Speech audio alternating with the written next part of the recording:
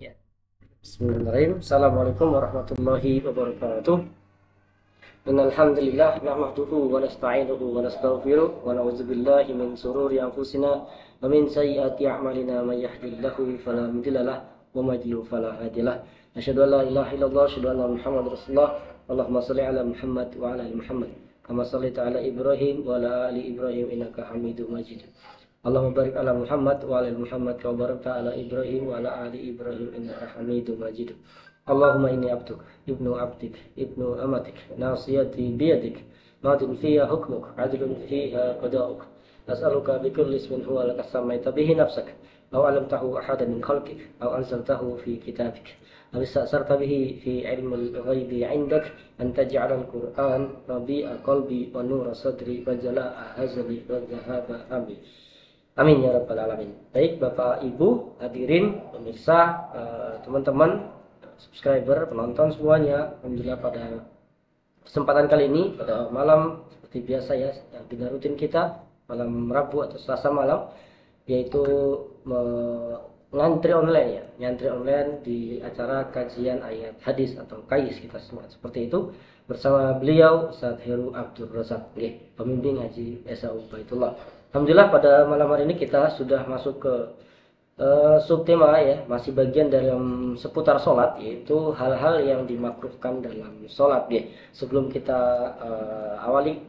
mulai kajian ini, kita awali dengan bacaan basmalah, bacaan dengan Al-Fatihah bersama-sama. A'udzubillahi minasyaitonirrajim. Bismillahirrahmanirrahim. Alhamdulillahirabbil alamin arrahmanirrahim maliki yaumiddin iyyaka na'budu wa iyyaka nasta'in ihdinas siratal mustaqim siratal ladzina an'amta 'alaihim ghairil maghdubi 'alaihim waladdallin. Amin. Baik, kita juga tidak lupa untuk mengingatkan teman-teman semuanya, Bapak Ibu, jangan lupa subscribe channel SAU Baitullah Official ini untuk bisa mendapatkan notifikasi ya, untuk kita mengadakan kajian streaming online atau maupun video-video ya yang seputar kita upload di YouTube ini insyaallah. Dan yang lain juga jangan lupa ikuti atau sukai halaman Facebook ya, yang punya Facebook saya rasa insyaallah semuanya punya, SAU spasi Baitullah, dan juga akun Instagram yang punya Instagram jangan lupa follow ya akun kita SAU.Baitullah, dan juga jalan-jalan Turki ya. Insyaallah kita akan update konten-konten terutama yang sedang berjalan, yaitu program umroh perdana kita yang 14 Februari. Alhamdulillah pada masa-masa ini, di hari-hari ini kita sudah sampai di tanah suci, sudah sampai di tanah air Indonesia gitu ya, jamaah kita yang 14 Februari yang sedang karantina di Jakarta. Insyaallah hari Rabu akan pulang ya jika tidak ada kendala. Dan juga pada hari Rabu juga besok ya, besok itu ya, insyaallah ada keberangkatan yang kedua yang berikutnya ya, untuk keberangkatan 2 Maret insyaallah. Semoga kami mohon Bapak Ibu sekalian doanya untuk bisa dimudahkan proses perjalanan umroh jamaah SAU Baitullah sekalian, dan semoga nanti bisa ketika kita mendoakan saudara kita dan nanti kita bisa ikut merasakan juga ibadah umroh di masa-masa true normal ini insyaallah. Amin. Dan yang jangan lupa juga follow akun YouTube channel Masjid Baitul Mutakin Bawen ya, yang setiap pagi kita mengadakan kajian ba'da subuh insyaallah, sebagai bagian kita melengkapi menyempurnakan agama ini terus ya. Setiap harinya ada produktivitas, ada penambahan ayat dan hadis yang kita bisa amalkan, yang tentu dipandu oleh beliau Ustaz Anwar setiap Senin sampai Sabtu, dan juga Ustaz Heru di hari Ahadnya. Insyaallah seperti itu. Kami selalu ingatkan biar kita senantiasa menjadi naik kelas gitu ya, sebagaimana tagline yang sudah kita sering sampaikan, menaik level ya, ke level santri dan bahkan ulama insyaallah. Baik Bapak Ibu, malam hari ini kita sudah kesambung kepada Ustaz Heru ya. Assalamualaikum Ustaz. Saya ulangi. Assalamualaikum Ustaz. Waalaikumsalam warahmatullahi wabarakatuh. Oke. Bagaimana kabarnya Ustaz malam hari ini? Alhamdulillah, insyaallah sehat, semangat. Alhamdulillah. Oke. Semoga Ustaz Heru selalu diberikan kesehatan dan kebugaran ya fisiknya, dan tentunya kita mengharapkan dibantu, dibina, didampingi untuk bisa memahami buku ini terutama gitu ya, tema ini ya tentang rukun Islam. Oke, gitu Ustaz. Kami senantiasa menunggu ya penjelasan-penjelasan dari antum. Oke. Untuk materi sudah siap Ustaz ya? Insyaallah siap. Oke, baik. Kalau begitu Bapak Ibu silahkan disiapkan alat tulisnya mungkin, dan bukunya atau mungkin catatannya untuk bisa kita bantu memudahkan memahami penjelasan dari beliau nanti. Oke, monggo saat untuk waktu dan tempat kami persilakan. Bismillah. Assalamualaikum warahmatullahi wabarakatuh. A'udzu billahi minasyaitonir rajim. Bismillahirrahmanirrahim. Innal hamdalillah nahmaduhu wa nasta'inuhu wa nastaghfiruh wa na'udzu billahi min syururi anfusina wa min sayyiati a'malina may yahdihillahu fala mudilla lahu wa may yudlil fala hadiyalah. Asyhadu an la ilaha illallah wahdahu la syarika lahu wa asyhadu anna Muhammadan abduhu wa rasuluh. Allahumma salli wa sallim wa barik ala nabiyyina wa uswatina wa qudwatina sayyidina wa maulana Muhammadin sallallahu alaihi wasallam wa ala alihi wa ashabihi wa azwajihi wa dzurriyyatihi wa man tabi'ahu bi ihsan ila yaumiddin. Qala Allah ta'ala fi kitabil karim, a'udzu billahi minasy syaithanir rajim, ya ayyuhalladzina amanu taqullaha haqqa tuqatih wa la tamutunna illa wa antum muslimun. Ya ayyuhalladzina amanu taqullaha wa qulu qawlan sadida yuslih lakum a'malakum wa yaghfir lakum dzunubakum wa may yuti'illaha wa rasulahu faqad faza fawzan 'azima. Allahumma faqihna fid din wa 'allimna al-kitaba wal hikmah waghfir dzunubana wa tahhir qulubana wa fassih al-sinadana wa hassin furujana wa atina al-hikmata wal hukma rahmatan lil 'alamin. Rabbi syrah li sadri wa yassir li amri wahlul 'uqdatam min lisani yafqahu qawli. Rabbi zidna ilma warzuqna fahma amin ya rabbal alamin. Bapak Ibu sekalian, kaum muslimin yang semoga selalu dirahmati Allah Subhanahu wa taala. Alhamdulillah, syukur selalu kita aturkan kehadirat Allah Subhanahu wa taala atas limpahan rahmat, taufik, hidayah dan inayahnya, yang pada kesempatan malam ini kita bisa lanjutkan kembali kajian ayat dan hadis yang masih kita mengambil. Kajian ini kita dasarkan pada satu kitab istimewa karya Dr. Abdullah Al-Muslih dan Dr. Sholah Sobi, yaitu kitab Ma la yasul muslimat jahluhu, atau dalam terjemahnya pokok-pokok ajaran Islam yang wajib diketahui setiap muslim. Yang pada kesempatan malam hari ini kita masih membahas di bab yang kedua dari kitab tersebut, yaitu pembahasan rukun Islam. Yang pada kesempatan malam ini pembahasan kita sudah sampai di bagian yang kedua dari rukun Islam. Setelah kemarin sudah selesai pembahasan yang pertama, syahadat, kemudian pembahasan yang kedua pada kesempatan malam ini masih di rukun Islam yang kedua, yaitu sholat. Yang pada kesempatan malam ini kita sudah sampai di sub pokok pembahasan yang ke-8 dari 20 pembahasan dalam bab salat dari rukun Islam yang kedua. Bapak Ibu sekalian yang dimuliakan Allah Subhanahu wa taala, di kesempatan malam ini kita akan sampaikan beberapa urut-urutan materi yang mungkin ini sudah kita bahas. Semoga kita masih ingat urutan yang pertama, di antaranya yang sudah kita lewati, yaitu pembahasan dalam kitab ini adalah mulai dari toharoh sebagai kesempurnaan Islam, kemudian wajibnya bersuci dari haid, kemudian yang ketiga sholat adalah bagian dari tiang pokok agama Islam, kemudian syarat-syarat sholat, rukun dan kewajiban sholat, yang keenam adalah hal-hal yang membatalkan sholat, dan kemarin yang terakhir di pertemuan sebelum ini adalah sunnahnya sholat. Dan pada kesempatan malam ini kita sampai di bagian yang selanjutnya dari sholat ini, yaitu materi yang sub pokok bahasan yang ke-8, yaitu hal-hal yang dimakruhkan dalam sholat. Sehingga kita masih menyisakan nanti insya Allah 12 sub pokok bahasan yang lainnya masih berkaitan dengan sholat. Bapak Ibu sekalian yang dimuliakan Allah Subhanahu wa taala, baiklah kita lanjutkan saja.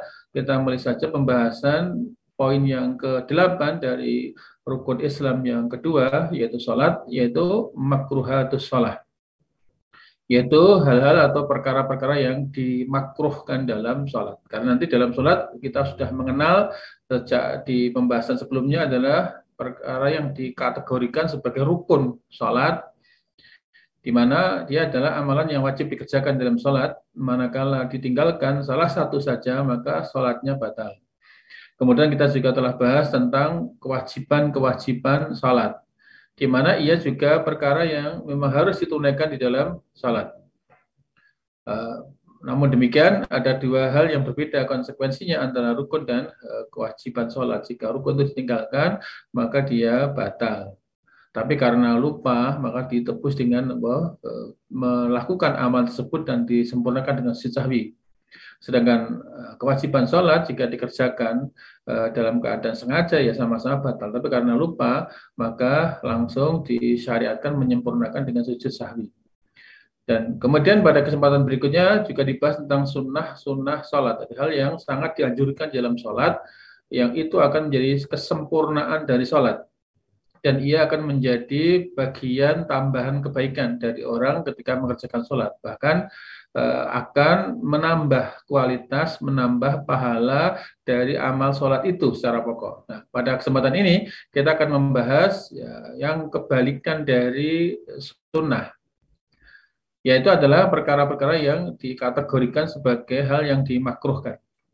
Agar lebih jelasnya tentang pendefinisian makruh, kita nukil sebagian dari definisi yang pernah disampaikan oleh sebagian ulama. Yang di sana ada takrif atau definisi adalah makruhatus sholat. Hal-hal yang dimakruhkan dalam sholat itu adalah ia al-af'al. Ia adalah sebentuk perbuatan-perbuatan atau amalan-amalan. Alat tunafi al-adab. Yang amalan itu bertentangan dengan adab, bertentangan dengan etika fi sholat di dalam sholat. Artinya di dalam sholat itu selain ada rukun, wajib, sunnah, maka di sana juga ada adab, juga ada etika-etika yang selayaknya ditetapkan atau diterapkan ketika orang mengerjakan sholat. Dan ia menjadi bagian sunnah. Sebaliknya nanti ada yang dikategori makruh, sesuatu yang dibenci, ia adalah perkara-perkara yang apabila dikerjakan itu, ia adalah sebentuk perkara yang bertentangan, berlawanan dengan adab etika yang harusnya dijaga di dalam sholat. Dampaknya adalah wahiyya tangkusul ajrul sholat, dan ia adalah berdampak mengurangi pahala sholat. Bisa saja orang mungkin sholat satu masjid bersama imam di tempat yang mulia misalnya, tetapi hasil yang didapat dari masing-masing mereka tentu akan berbeda-beda, tergantung dengan kualitas masing-masing orang yang melaksanakan sholat itu. Bahkan Nabi sendiri pernah bersabda, sesungguhnya ketika orang-orang itu benar-benar sholat, maka tidaklah didapat darinya dari sholat yang dia kerjakan, kecuali hanya dapat 1/10, 1/9, 1/8, dan seterusnya, bahkan terakhir setengahnya. Ini tergantung nanti dengan kualitas. Dan di antara perkara yang bisa mengurangi kualitas sholat itu dari kesempurnaannya adalah manakala melaksanakan atau melakukan perkara-perkara yang itu dikategorikan makruh, yang dia bertentangan dengan adab etika yang mestinya ditegakkan dalam sholat. Dan terlebih ia berdampak mengurangi pahala sholat itu sendiri. Maka karena itu fa'al musalli ijtinabuha, maka wajib bagi orang yang sholat untuk menjauhinya, menjauhi perkara-perkara yang itu tergolong makruh atau bertentangan dengan etika dalam sholat. Dan di antara penjelasan dalam kitab tersebut, beliau Dr. Abdullah Musri dan Syekh Shalih Shawi menggolongkan beberapa hal. Di antaranya beliau tegaskan dalam kitab itu, wa min makruhatihi, dan di antara perkara yang dimakruhkan dalam sholat adalah yang pertama al-iltifat, yaitu menoleh-noleh ketika sholat. Yang kedua, waraful basar ila sama, mengangkat pandangan ke langit, melihat ke arah atas. Kemudian yang ketiga, watakhassuru, bertolak pinggang. Jadi meletakkan tangan di pinggang. Yang mestinya sholat itu meletakkan tangan di dada atau bersedekap. Kemudian termasuk juga perkara yang makruh adalah tasbikul asabi, yaitu menganyam atau menyilangkan jari-jari tangan, wafarqatuha, dan membunyikan jari jemari. Ya, terkadang kita mendapati ketika orang sholat itu terdengar sedang memainkan jari-jari tangan ketika dalam keadaan sholat. Nah, ini bisa saja mungkin karena kebiasaan atau karena dia lupa, tetapi disadari bahwa sholat itu sesungguhnya, sebagaimana kemarin kita tegaskan, inna fi sholati la syughlan. Sesungguhnya dalam sholat itu sudah ada kesibukan tersendiri, yaitu zikir kepada Allah, berdoa, membaca Al-Quran, bahkan mentadaburi apa yang dibaca dari zikir dan bacaan Al-Quran tadi. Sehingga harusnya tidak ada kesibukan lain, termasuk nanti yaitu membunyikan jari jemari tangan ketika dalam keadaan salat. Kemudian hal yang termasuk makruh adalah al-abasu, yaitu banyak melakukan gerakan yang sia-sia. Bisa saja nanti garuk-garukah atau membetulkan pakaian atau pegang apalah, artinya banyak gerakan yang itu tidak ada kaitan dengan kemaslahatan sholat, tidak ada hubungannya dengan tentang perbaikan sholat. Ini termasuk perkara yang makruh dan hendaklah dijauhi oleh orang yang sedang mengerjakan sholat. Kemudian berikutnya termasuk makruh juga adalah wa mudafa'atul akhbasain, yaitu menahan dorongan dua hajat, menahan buang hajat. Yang ini jelas akan mengganggu konsentrasi, apalagi kekhusyuan. Sehingga ketika sholat hendaklah kemudian, kalaulah sebetulnya ia sudah mulai terasa mau buang hajat, didahulukan buang hajat. Walaupun nanti barangkali berkonsekuensi ketinggalan sholat jamaah. Tetapi ketika memaksakan diri karena mungkin ingin mendapatkan keutamaan jamaah, tetapi ternyata kemudian dia mendapatkan gangguan berupa menahan buang hajat, maka ini justru sesuatu yang nanti akan mengurangi kekhusyukan sholat dan berdampak mengurangi pahala sholat. Karena dipastikan ketika orang sedang menahan hajat itu, maka fokusnya adalah bagaimana hajatnya tidak keprojol, tidak kelepasan. Nah, kemudian yang berikutnya yang tergolong juga perkara yang dimakruhkan adalah wassolatu bihadrati ta'am, yaitu salat saat makanan telah dihidangkan. Maknanya ada sesuatu yang barangkali itu dilematis. Di saat yang sama salat telah dikumandangkan iqamahnya, sementara di waktu yang bersamaan itu makanan sudah siap terhidang. Maka di sana tidak diperbolehkan atau bahkan nanti dianjurkan untuk mendahulukan makan sebelum sholat. Kemudian yang ke-8 termasuk perkara yang digolongkan makruh yang nanti akan berdampak mengurangi pahala sholat adalah al-julusu al-aqibain, yaitu duduk menduduki kedua tumit. Walaupun nanti di antara para ulama itu ada berbeda tentang penerapan istilah dan tentang definisi duduk yang dimaksud. Soalnya ada penjelasan tentang seperti apa duduk yang dilarang ketika sholat itu. Kemudian yang terakhir dari tulisan kitab Ma la yasul muslimah jahluhu, yang di sana digolongkan sebagai hal-hal yang dimakruhkan dalam sholat adalah waftirasyu dira'ain, yaitu menghamparkan kedua lengan tatkala dia sujud. Ini barangkali beberapa hal yang di sini dirangkum sebagai perkara yang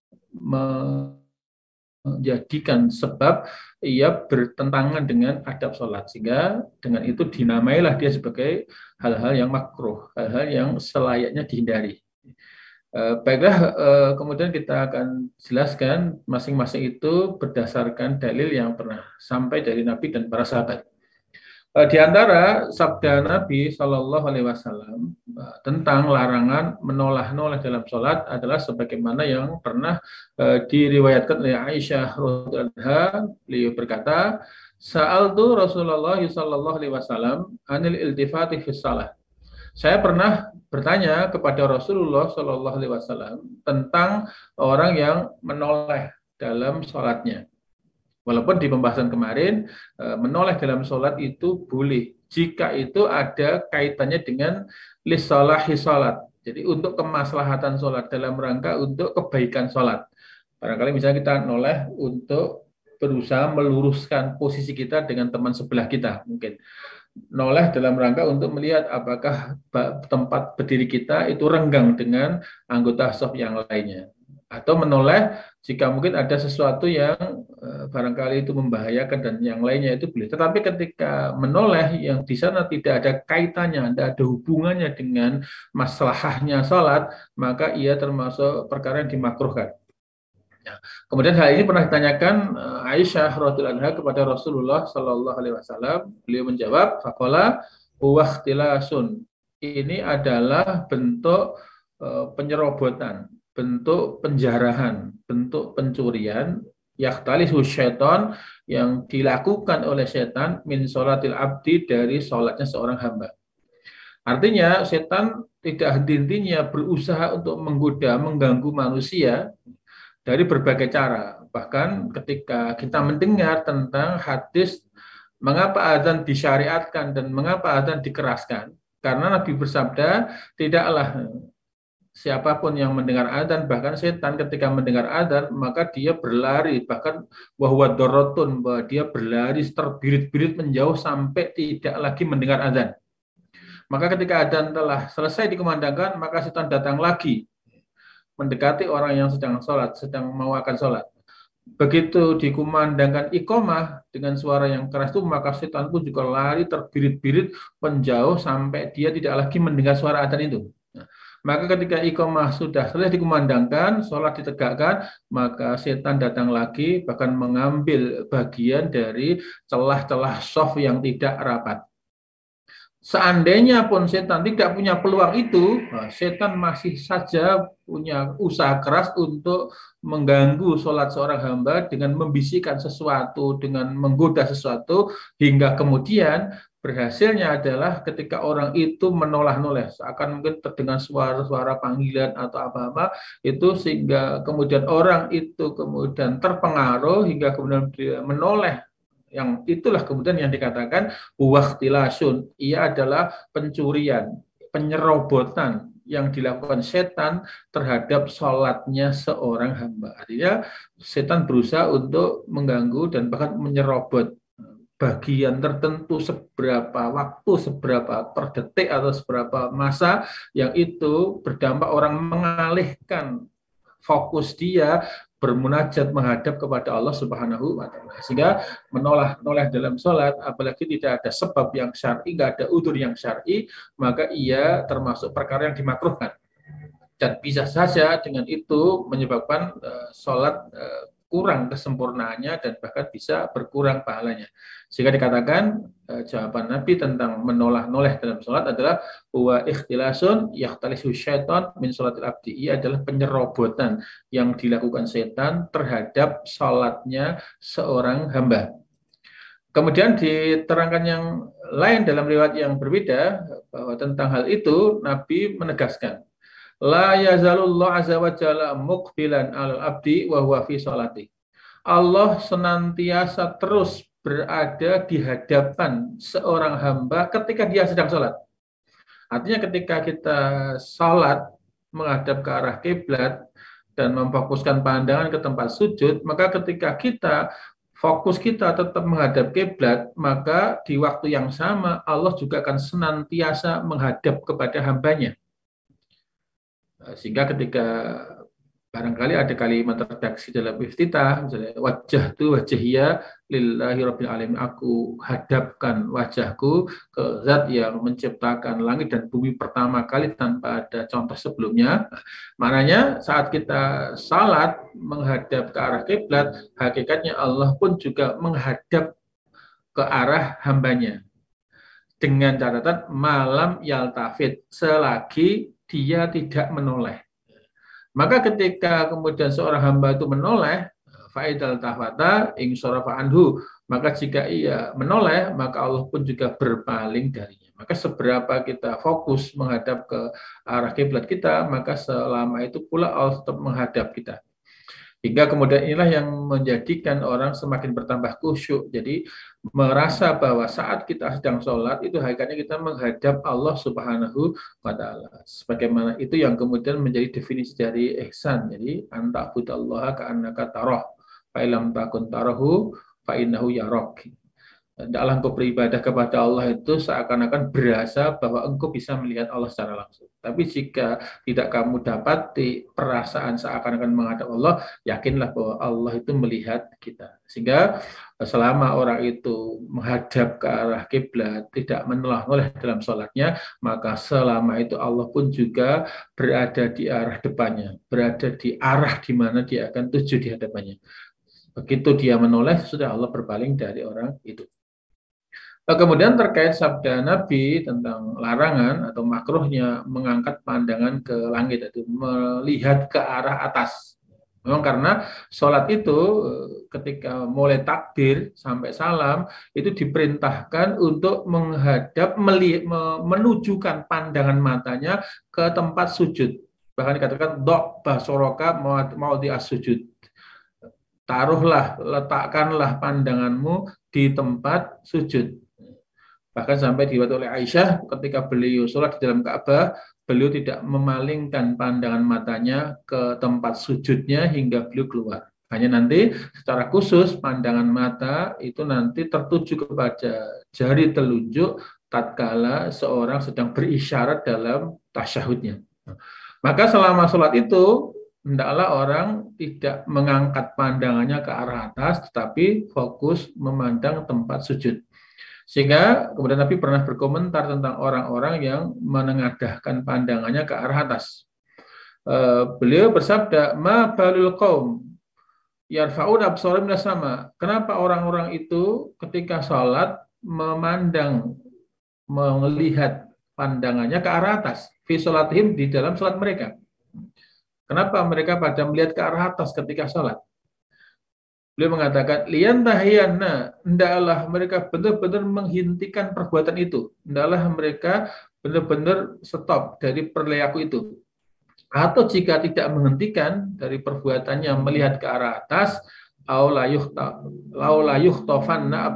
atau benar-benar nanti Allah akan menyambar penglihatannya. Allah akan mengambil penglihatannya. Maka di sini termasuk etika adalah ketika kita sholat itu adalah menunduk, sebagaimana barangkali kalau mungkin bisa kita bandingkan tatkala kita menghadap seorang raja, maka etikanya kita memang tidak memandang ke arahnya, tapi sebagai bentuk tawadhu, tunduk kita adalah memandang ke arah bawah. Maka di sini Nabi menegur, hendaklah orang-orang yang biasa menengadahkan pandangannya ke arah atas, hendaklah segera dia menghentikannya. Atau jika tidak, maka benar-benar akan disambar penglihatannya itu. Kemudian di redaksi yang lain, riwayat Imam Muslim, dikatakan bahwa Nabi pernah bersabda, layan tahiyan akwamun, hendaklah orang-orang itu menghentikan yarfa'un absarum sama, dari pandangan matanya ke arah langit, dari menengadahkan pandangannya ke arah atas. Fis salat, di dalam salat. Atau jika tidak menghentikan, awla tarji'ilahim, atau bisa saja Allah tidak akan mengembalikan pandangan mata itu kepadanya. Ya, tadi ada dua redaksi, atau nanti Allah akan menyambar penglihatannya, atau dia tidak akan mengembalikan pandangan itu kepadanya. Walaupun kita tidak tahu persis apa yang dimaksud dari tafsir akan disambar atau akan tidak lagi dikembalikan. Ya, artinya ini sesuatu keburukan, sesuatu etika yang harus dijaga. Hendaklah kita salat itu dalam keadaan tunduk, karena memang ada perintahnya dari Nabi kita, dok basoroka mau sujud, letakkan, turunkan pandanganmu ke tempat sujud. Kemudian termasuk yang dimakruhkan adalah bertolak pinggang. Ini ada larangan secara khusus yang ditunjukkan oleh hadis dari Abu Hurairah, riwayat Imam Muslim, bahwa Rasulullah SAW melarang ayusalliyar rajulu mukhtasira, yaitu melarang seseorang sholat dengan cara bertolak pinggang. Karena ada saja orang yang sholat mungkin tidak sebagaimana yang pernah dicontohkan Rasulullah. dalam berbagai riwayat bahwa Rasulullah ketika sholat saat berdiri itu beliau meletakkan tangan di dada dengan cara yang kemarin kita terangkan beragam, yaitu meletakkan tangan kanan di atas tangan kiri kemudian meletakkan di dada. Walaupun para ulama mazhab berbeda-beda tentang bagaimana posisi tangan ketika berdiri, tapi pada prinsipnya mereka punya kesamaan bahwa kedua tangan itu posisinya adalah tangan yang kanan di atas tangan yang kiri. Itu beragam variasi, ada yang kemudian menggenggam pergelangan, ada yang menumpuknya di punggung telapak yang kiri, ada yang menumpukkan di telapak, pergelangan, dan lengan. Semua cara itu adalah meletakkannya di dada. Ada yang menerangkan, ada yang antara dada dan pusar, ada yang menerangkan yang pusar. Tetapi tidak dilepas lurus ke bawah atau bahkan tidak ditaruh di pinggang. Dan ini jelas-jelas jauh dari adab yang seharusnya ketika orang salat yang itu disadari sebentuk penyembahan kepada Allah Subhanahu wa taala, dan di antara bentuk penyembahan kepada Allah adalah khusyuk. Dan khusyuk itu adalah di antara definisi adalah tunduk kepada Allah, merendahkan diri di hadapan Allah. Dan ekspresi tunduk dan menghadapkan diri kepada Allah adalah sangat tepat ketika itu adalah bentuknya bersedekap. Sementara ketika ekspresi yang ditunjukkan orang berupa muhtasiron, ikhtisar itu meletakkan tangan di pinggang, ini jelas-jelas perkara yang dikategorikan makruh dan dia akan dikategorikan bertentangan dengan adab yang selayaknya diterapkan dalam sholat, dan tentu sangat wajar kalau itu mengurangi kesempurnaan sholat dan berdampak kurangnya pahala dari sholat yang dikerjakan seseorang tadi. Kemudian juga ada penjelasan dari Ziyad bin Subaih, dia berkata, "Shalaitu ila janibi Ibnu Umar." Saya pernah sholat di samping Ibnu Umar radhiyallahu anhu. Wa wada'tu yadaya ala khasirati, dan ketika itu saya meletakkan kedua tangan saya di pinggang. Sholatnya orang tadi di samping Ibnu Umar. Falamma shalla, maka tatkala beliau telah selesai sholat, beliau komentar kepada Ziyad tadi, hadza salbu fi sholat. Ini adalah sebentuk gambaran salib ketika sedang sholat. Artinya ini disamakan seperti simbol bentuk berdiri seperti ini dengan ikhtisar tadi, dengan berkecak pinggang, bertolak pinggang. Ini adalah sebentuk salib yang ada di dalam sholat. Padahal sholat ini adalah ibadahnya orang muslim, hendaklah dijauhkan dari perilaku-perilaku yang itu menyerupai orang lain, menyerupai peribadatan agama lain, atau menyerupai simbol-simbol agama lain. Bahkan posisi, sikap, bentuk gerakan itu pun harus berbeda dengan yang lainnya. Bahkan nanti ada larangan-larangan terkait dengan posisi gerakan yang menyerupai hewan itu pun dilarang, apalagi menyerupai simbol-simbol agama lain. Maka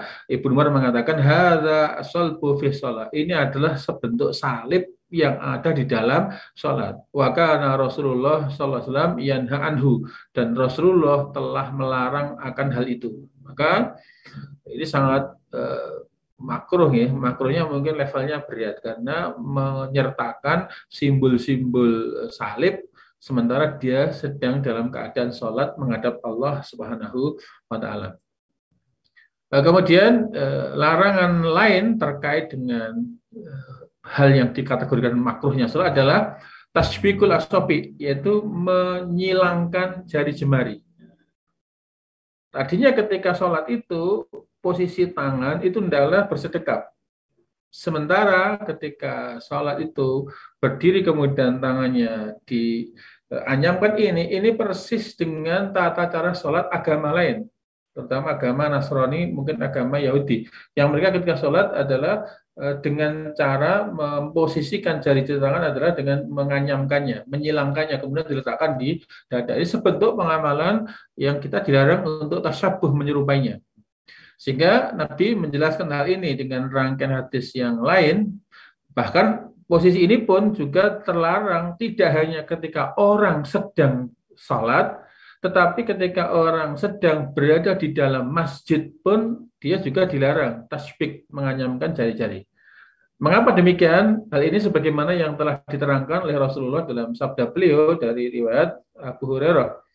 Beliau bersabda, "Idza tawadda'a ahadukum fi baitihi," apabila salah seorang dari kalian telah berwudu dari rumahnya, summa atal masjidah, kemudian dia mendatangi masjid, wudu dari rumah, datang ke masjid, maka selama di masjid itu mulai berangkat sampai ke masjid, kana fi sholatin, maka orang itu sudah dianggap berada atau sedang dalam keadaan sholat. Artinya dia harus menerapkan etikanya dan dia juga mendapat pahala sebagaimana orang sedang mengerjakan sholat. Nah, sampai kapan? Hatta yarji'a, hingga dia pulang kembali ke rumahnya. Jadi sejak dia berwudu dari rumah, datang ke masjid, sampai dia pulang ke rumahnya itu, maka ia dianggap sebagai orang yang sedang sholat.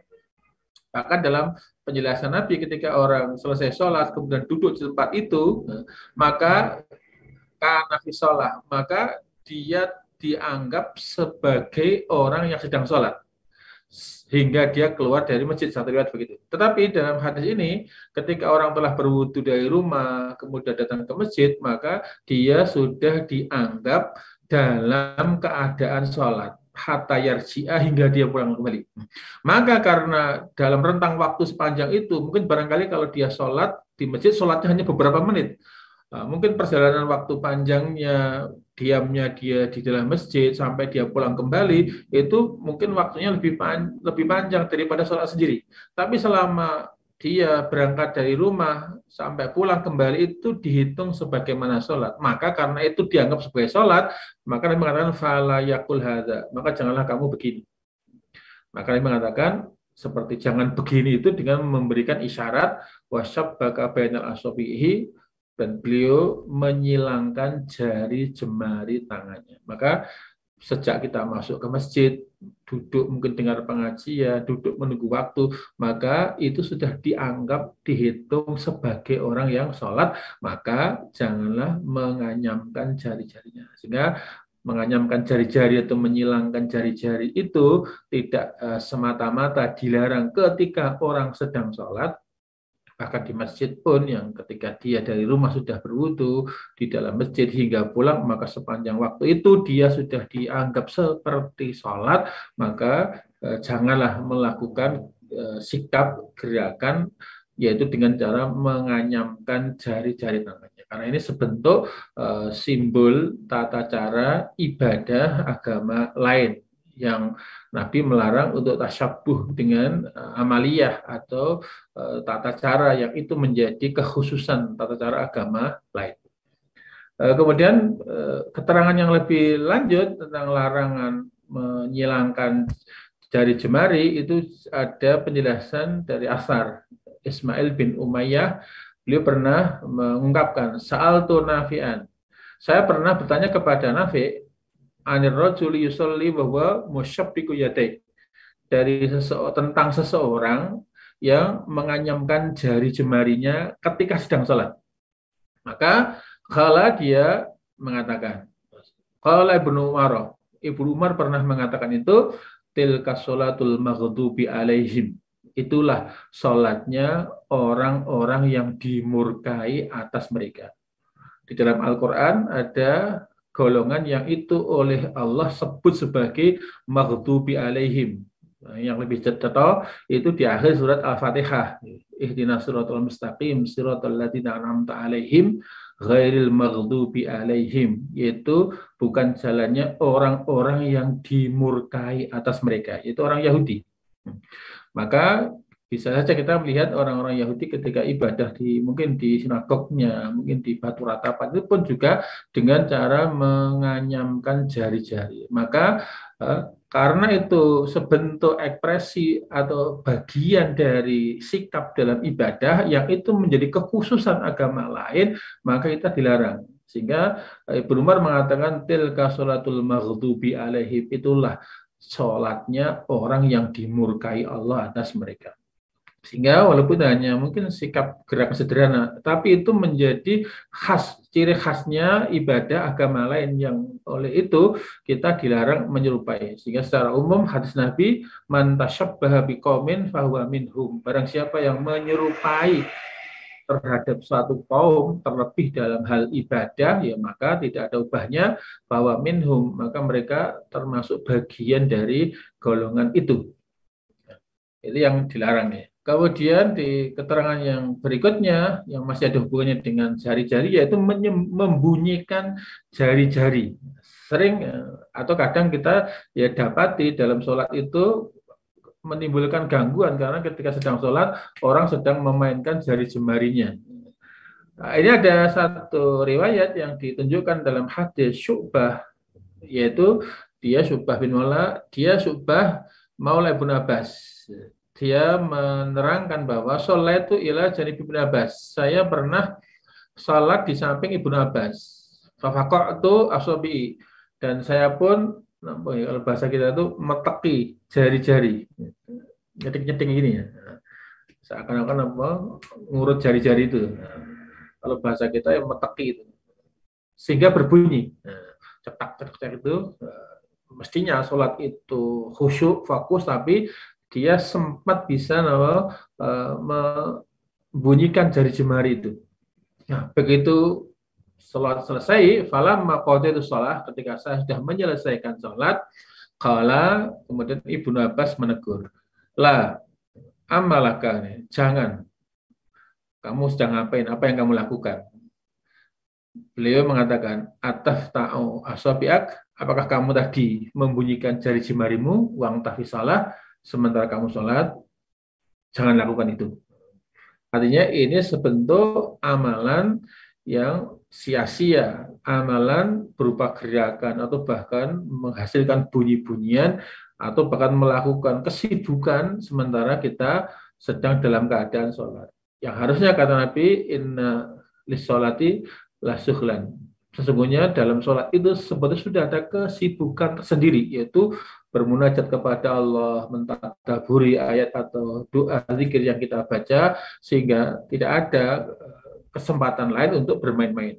Maka ini pun pernah terjadi di masa sahabat itu, segera kemudian ditegur, hendaklah tidak melakukan itu. Bahkan ada yang mengatakan ini sholatnya orang-orang yang dimurkai Allah Subhanahu wa Ta'ala. Nah, kemudian di antara yang makruh lagi adalah banyak melakukan gerakan yang sia-sia.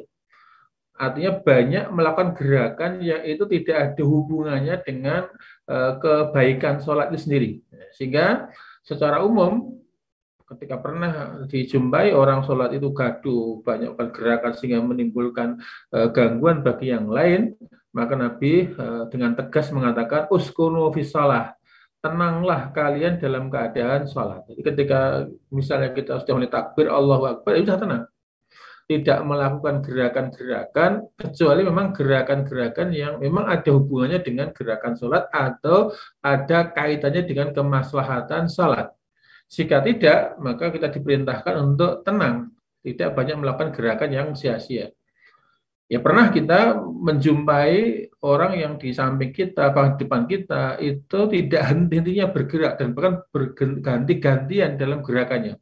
Sesekali membetulkan sorbannya, sesekali membetulkan bajunya, sesekali terus saja ada yang dilakukan. Nah, ini adalah melakukan gerakan dan bahkan nanti ketika gerakan itu sudah dikategorikan banyak dan gerakan itu tidak ada hubungannya dengan kemaslahatan salat, maka bisa saja menjadi perkara yang itu membatalkan salat. Tidak hanya makruh yang menyebabkan berkurangnya pahala, tapi bisa menyebabkan batal karena melakukan banyak gerakan. Bahkan para ulama fikih sampai mendefinisikan jika dia melakukan gerakan 3 kali berturut-turut maka sudah dikatakan batal. Maka selagi itu gerakan tidak ada hubungannya dengan kemaslahatan sholat adalah tidak dilakukan.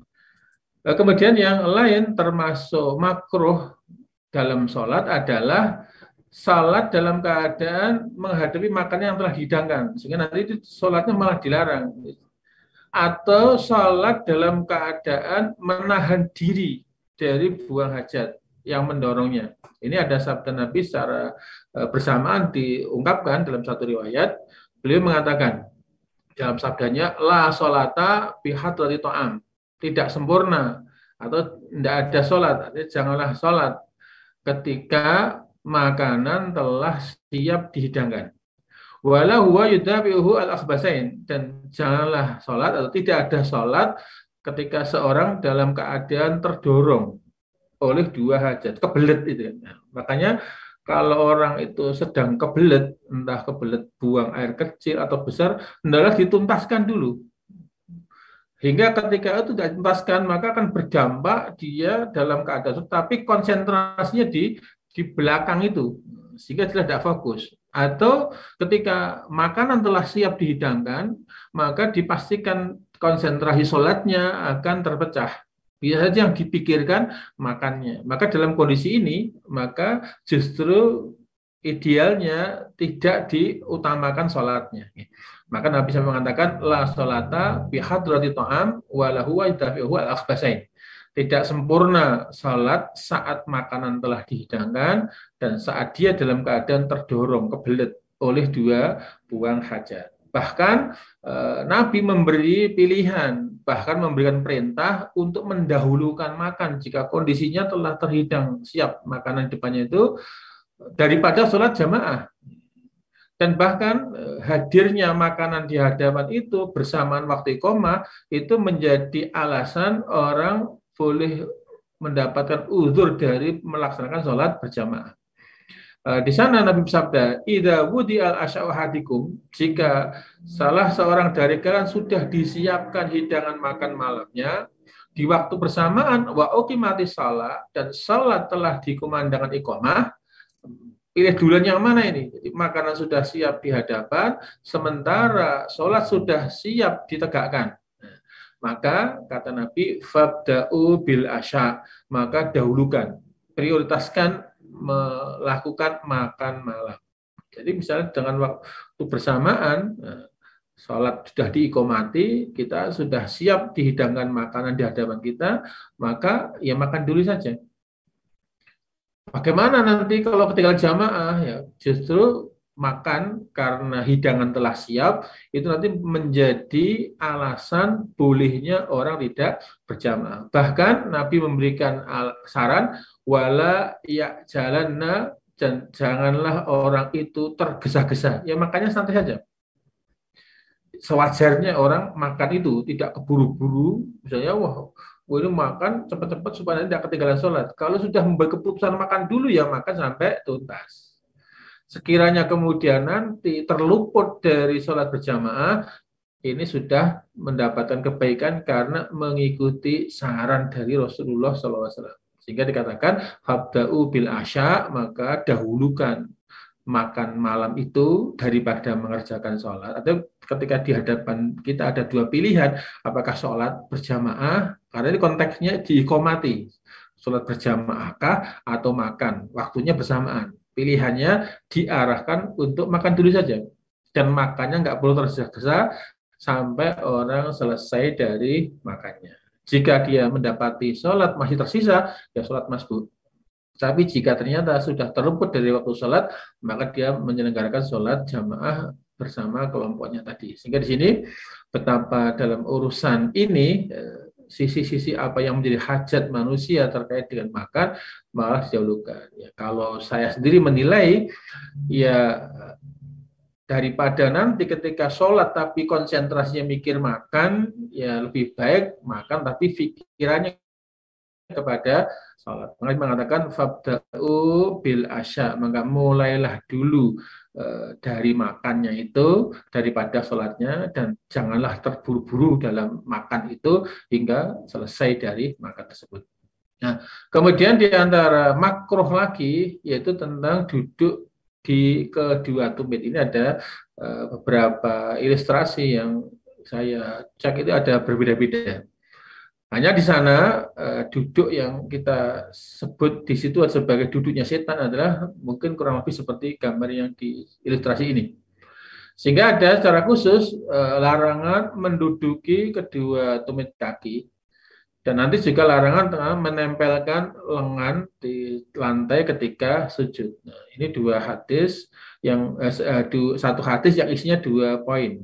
Di sana adalah Aisyah meriwayatkan bahwa beliau berkata, karena Rasulullah Shallallahu Alaihi Wasallam, Rasulullah SAW dulu itu melarang an ukbatis syaiton, yaitu duduk seperti duduknya setan.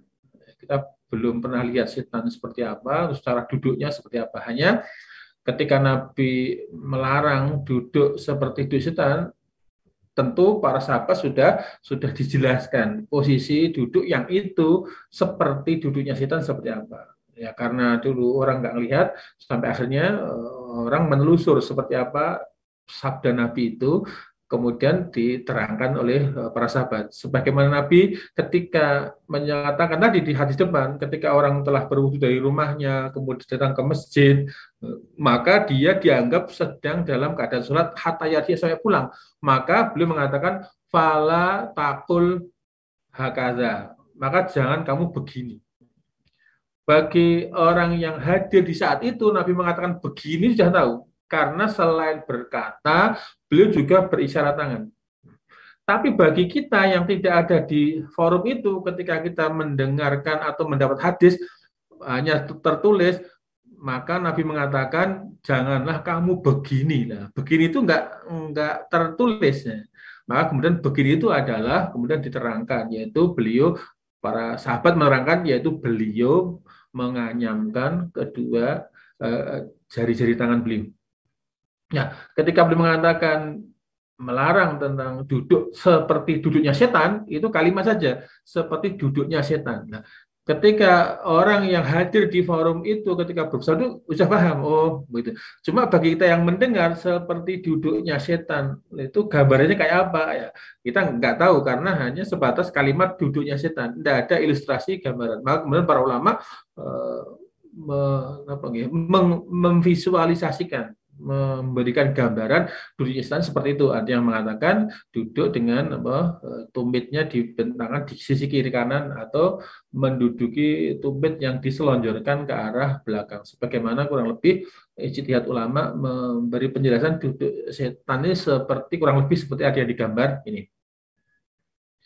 Nah, itu dilarang ketika orang sedang dalam keadaan sholat. Dan nanti kecuali memang dalam kondisi uzur, karena sakit tertentu, ada bagian kaki yang tertentu yang sakit, yang tidak mungkin bisa duduk sebagaimana duduk standar sholat, maka itu baru dibolehkan. Tapi ketika nggak ada udzur syar'i, maka posisi duduk yang seperti tertuang dalam gambar ini, maka ini adalah duduk yang dilarang. Ketika itu dalam keadaan sholat. Kemudian juga dalam hadis yang sama tadi ada larangan yang poin kedua, wayanha ayahtari syarajulu diraihi iftiras tasabui, dan beliau juga melarang seorang menghamparkan, merebahkan kedua lengannya ketika sujud itu iftiras tasabui, sebagaimana binatang buas menghamparkan kedua lengannya ketika dia sedang duduk atau sedang diprok di tanah itu. Maka posisi-posisi gerakan ibadah yang dimana itu ada kemiripan dengan gerakan hewan, posisi tentang sikap duduknya hewan atau bahkan sifat itu mirip dengan tata cara ibadah agama lain, itu sesuatu yang dilarang. Karena agama kita pada prinsipnya tidak boleh menyerupai sesuatu yang lain, baik itu bentuk ibadahnya agama lain atau sikap-sikap berdiri, posisi gerakan agama lain, atau bahkan hewan-hewan, itu dilarang. Karena sering Nabi menggambarkan posisi itu digambarkan seperti hewan. Misalnya, janganlah turun untuk sujud seperti menderumnya unta. Unta itu kemudian digambarkan mendahulukan kaki depannya, kemudian disusul kaki yang belakangnya. Artinya sering ya. Bahkan ketika sujud, janganlah kamu sujud seperti burung gagak menotol, memaruh, dan seterusnya. Artinya ketika ada gambaran-gambaran gerakan yang itu ada kemiripan dengan hewan, yang itu kemudian bertentangan dengan adab etika sholat, itu yang dilarang. Di antara juga sholat dengan menghamparkan, jadi meletakkan. Ziro itu bahasa tepatnya adalah bagian tangan mulai ujung jari sampai siku. Niku ziro. Kalau saat itu mulai pergelangan sampai siku. Jadi kalau ada hadisnya dirok itu bukan tangan seluruhnya tapi apa ujung jari sampai siku. Sehingga yang benar ketika sujud adalah yang menempel di lantai atau tempat sujud adalah telapak tangannya saja sehingga sikunya terangkat, tidak direbahkan. Kemudian di sabda yang lain dari sahabat Anas beliau meriwayatkan, "I'tadilu fi sujud." Bersikaplah pertengahan di dalam sujud. Jadi tidak merebahkan pun tidak mengangkat, tapi tengah-tengah. Beliau merintahkannya standarnya adalah bersikap pertengahan pada sujud dan melarang wala ia besutu ahaduhum biru'aihi imbisatul kalbi. Janganlah salah seorang dari kalian membentangkan atau menghamparkan delosorke lengannya di lantai ketika sujud sebagaimana anjing ketika merebah itu juga menghamparkan kedua lengan yang kedua tangan depannya sehingga posisi-posisi gerakan-gerakannya itu ada kemiripan dengan posisi atau gerakan hewan itu tidak boleh diterapkan dalam gerakan-gerakan sholat. Sebisa mungkin dihindarkan penyerupaan itu. Kemudian juga ada tambahan di sini ada beberapa cara duduk yang dilarang baik itu dalam keadaan sholat maupun di luar sholat. Di antaranya adalah menempelkan kedua sisi pinggul. Jadi kalau sholat itu kan duduknya tidak semua pinggul diletakkan di lantai. Misalnya ketika duduk iftiros, yaitu menjadikan telapak kaki kiri menjadi alas yang diduduki pantatnya. Misalnya ketika duduk tawaruk, itu meletakkan sisi pantat yang kiri ke lantai. Tapi yang dilarang di sini ketika sholat, yaitu meletakkan kedua sisi pinggul dan meletakkan tangannya di atas tangannya seperti yang ada mungkin di gambar ini. Dikatakan karena Rasulullah Shallallahu Alaihi Wasallam yanha an uqubati syaitan. Nah, ini yang disebut duduknya setan di Anda seperti ini, yaitu meletakkan kedua telapak tangan, menahan atau menjadikan kedua tangannya sandaran ketika dia duduk. Dan ini mungkin sering kita lakukan, mungkin duduk santai atau duduk ketika kita tidak mendapatkan sandaran itu kadang-kadang begini. Khususnya nanti jangan dilakukan ketika sholat atau di dalam masjid. Kemudian duduk yang lain yang juga diilustrasikan seperti sikap hewan, yaitu duduk dalam sholat seperti ayam yang sedang mengeram. Jadi seperti itu. Dan iqna seperti anjing. Di sana ada hadis dari Abu Hurairah, wa nahani an nakratin. Rasulullah melarang kami duduk seperti mengeram itu ya. Karena krotidek seperti ayam yang sedang mengeram. Wa iqna'in dan duduk iqna' kaiqna'il kalbi seperti duduknya iqna'nya anjing. Jadi anjing ini kalau duduk begini, telapak kakinya di depan. Jadi kayak orang nongkrong itu, nongkrong itu ya, jadi duduk dengan lututnya dan telapak kaki menghadap ke arah depan itu lah. Itu ya seperti di gambar yang mungkin bisa dilihat ini. Nah, seperti itu. Nah, jadi itu seperti dikatakan iqra-nya anjing, duduknya anjing. Jadi kalau duduk ya seperti itu. Yang itu sikap-sikap posisi gerakan yang itu dilarang ketika itu di dalam salat. Kemudian duduk yang juga dilarang adalah meletakkan tangan kirinya di belakang, yaitu bersandar. Itu misalnya kalau duduk yang mungkin seperti ini, orang yang badannya gemuk, itu dilarang. Karena ini duduknya seperti duduk setan. Sebagaimana yang dijelaskan Nabi kita dari Ibnu Umar, beliau mengatakan nah Nabi sallallahu alaihi wasallam, Nabi sallallahu alaihi wasallam melarang idza jalasa rajulu fi salat, ketika salah seorang duduk di dalam salat, duduknya dilarang seperti apa? Ayak tamida ala yadihil yusra, yaitu duduk dengan cara bersandar pada tangan kirinya. Jadi duduk tapi tangan kirinya menahan badannya atau bersandar di tangan kiri lah. Ini seperti ini. Nah, kecuali memang karena udzur, karena sakit atau mungkin karena ada bisul atau barangkali atau karena kakinya sakit mungkin. Tapi ketika tidak ada uzur secara syar'i, sebisa mungkin ini dihindari dengan posisi duduk yang seperti itu. Kemudian di riwayat yang lain dari Ibnu Umar, la tajlisu hakadha. Beliau mengatakan jangan duduk seperti ini. Kalau kita hanya dengar kalimat mungkin tidak paham. Nah, dikatakan seperti apa? Fa inna hakadha, karena yang seperti ini itu ya jlisul ladina yu'adzibun. Ini adalah duduknya mereka orang-orang yang diazab. Nah, itu seperti apa? Kalau kita dengar atau kita melihat di tulisan, jangan duduk seperti ini. Karena duduk seperti ini adalah duduknya orang yang akan diazab. Itu kayak apa? Maka para ulama menjelaskan yang dimaksud duduk seperti ini seperti apa. Yang mungkin kayak tadi ini, ada beberapa duduk yang dilarang. Jadi belum ketika menerangkan tentang sebagaimana duduk yang disebutkan dalam hadis Abu Hurairah, maka begitu mengatakan jangan seperti ini, ya tentu kalau kita bayangkan beliau mencontohkan duduk yang kayak apa, yang kayak begini nih. Nah, kurang lebih duduk dengan tadi bertumpu dengan tangan yang kiri.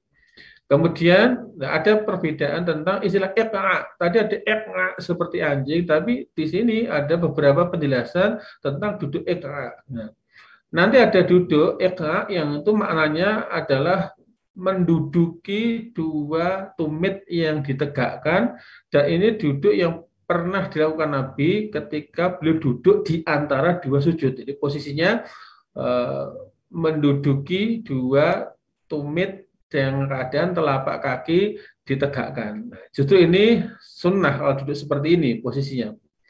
Ada satu riwayat yang diriwayatkan dari Abi Zubair bahwa Anahu sami'a Tawusan yaqul, dia pernah mendengar Tawus berkata, Qulna li Ibni Abbas, kami pernah bertanya kepada Ibnu Abbas radhiyallahu anhuma fi iqna'i al-qadamain, yaitu tentang duduk iqna', duduk dengan bertumpu pada atas dua tumit.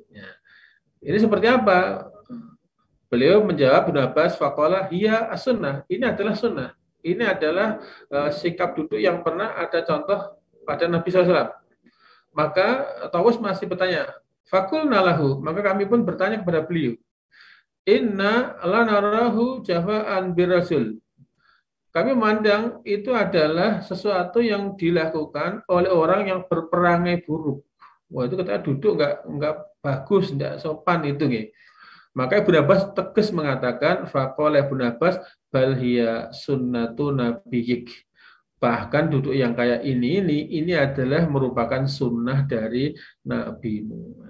Inilah diantara penjelasan terkait dengan gerakan sikap badan yang itu kategorinya adalah perkara yang digolongkan sebagai makruh di dalam sholat. Manakala itu dikerjakan saat sholat, maka berkonsekuensi itu bertentangan atau menyelisih dengan adab-adab sholat yang harusnya kita jaga.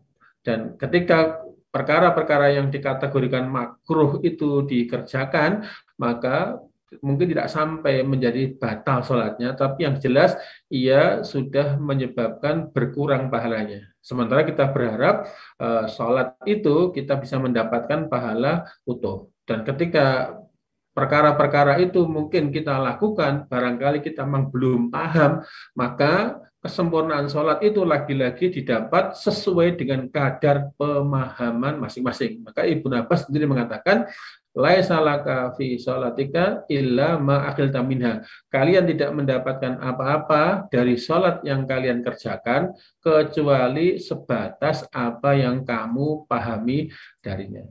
Barangkali itu yang mungkin bisa kita sampaikan di kesempatan malam ini terkait dengan perkara-perkara yang itu digolongkan sebagai hal yang dimakruhkan di dalam sholat. Semoga bermanfaat dan kita semoga bisa senantiasa memperbaiki kualitas sholat kita dengan mengerjakan semua yang diperintahkan, bahkan menetapkan semua yang menjadi sunnah-sunnahnya, dan menghindarkan apa-apa yang itu dimakruhkan, terlebih lagi yang dilarang, apalagi perkara yang membatalkan sholatnya. Barangkali demikian, dan sekian. Aku qouli hadza wa astaghfiru lakum innahu wal ghafurur rahim. Assalamualaikum warahmatullahi wabarakatuh. Waalaikumsalam warahmatullahi wabarakatuh. Oke, baik, kami sampaikan syukuran jazakallah kepada Ustaz Heru ya telah menyampaikan tadi seputar hal-hal yang dimakruhkan dalam sholat ya. Di apa kita melihat memang banyak sekali ya fenomena atau beberapa saudara kita atau mungkin ya semoga tidak kita ya yang apa tadi yang melakukan hal-hal yang dimakruhkan tadi ya sesuai yang dijelaskan oleh beliau ya terkait dengan gerakan ya, kaki kemudian tadi ada juga tangan dan semacamnya ya. Nah, mungkin masih melihat beberapa orang yang apa namanya melakukan hal-hal yang dimakruhkan itu. Oke, semoga ini nanti bisa kita amalkan tentunya agar menyempurnakan ya sholat kita masing-masing seperti yang disampaikan oleh beliau tadi ya untuk mendapatkan nilai tidak hanya menggugurkan kewajiban ya, tetapi memiliki nilai apa namanya keberkahan ya hasil dari yang kebaikan yang besar daripada sholat itu sendiri. Kalau kita punya tema gitu ya sholat sebagai penolong itu ya tentunya ada nilai di hadapan Allah. Oke, begitu Bapak Ibu sekalian kami sampaikan, mohon maaf untuk malam ini kita belum bisa fasilitasi untuk tanya jawab ya karena beberapa hal, dan insyaallah tetap nanti kita akan jawab di pertemuan berikutnya. Silahkan bisa dituliskan saja pertanyaan di kolom live chat maupun kolom komentar ya ketika nanti video ini sudah diupload begitu. Oke, nanti insyaallah kita bacakan di minggu depan insyaallah ya. Semoga dimudahkan oleh Allah dan kita bisa bertemu kembali di acara KAIS yang minggu depan. Begitu nggih Ustadz ya. Insyaallah. Ya. Siap. Oke, kita akhiri untuk kajian kita malam hari ini dengan bacaan doa kafaratul majelis. Subhanakallahumma wa bihamdika asyhadu an la ilaha illa anta astaghfiruka wa atubu ilaik. Saya selaku moderator, mohon maaf atas segala kekurangan yang terjadi pada malam hari ini. Semoga kita selalu dimudahkan, diistiqomahkan oleh Allah untuk terus memperbaiki kepemahaman ilmu kita dan tentunya untuk menyempurnakan agama untuk kehidupan kita yang lebih baik lagi setiap hari dan setiap minggunya, setiap tahunnya. Oke, insyaallah kita bertemu di pertemuan minggu depan. Jangan lupa juga ikuti apa namanya kajian bersama Ustaz Anwar ya di hari Kamis malam dan setiap Selasa malam bersama Ustaz Heru Abdul Razak. Oke, sampai jumpa di pertemuan berikutnya. Assalamualaikum warahmatullahi wabarakatuh.